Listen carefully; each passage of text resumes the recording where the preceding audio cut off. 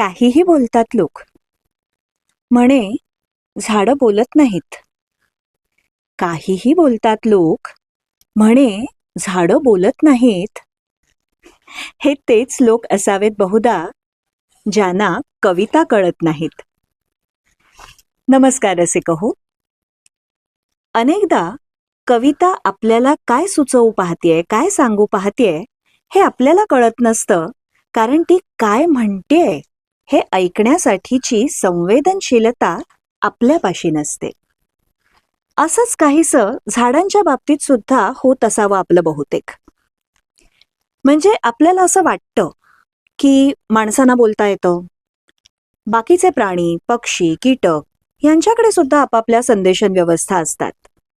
आपल्यापैकी अनेकांना असं वाटतं की झाडं काही बोलत नाहीत, झाडांकडे काही त्यांच्या संदेशन व्यवस्था नसतात. तर असं मुळीच नाहीये बरं. झाडांकडे, वनस्पती सृष्टीकडे स्वतःच्या खास संदेशन व्यवस्था असतात आणि ज्यांच्याविषयी जगभरात अनेक अभ्यासकांनी सखोल अभ्यास केलाय. आज आपण त्या अभ्यासाविषयी नाही बोलत आहोत. आज आपल्याला एक वेगळी गंमत ऐकायची आहे.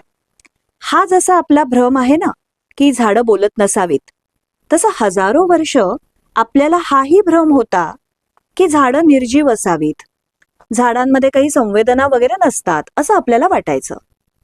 हा भ्रम दूर केला, म्हणजे जगभरातल्या बऱ्याच माणसांना हाच भ्रम होता, तो भ्रम दूर केला तो एका महान भारतीय शास्त्रज्ञाने, ज्यांचं नाव डॉक्टर सर जगदीशचंद्र बसू.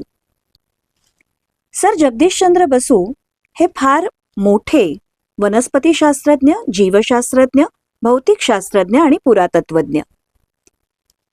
त्यांचा जन्म 30 नोव्हेंबर 1858 रोजी झाला आणि त्यांचं निधन 23 नोव्हेंबर 1937 रोजी झालं.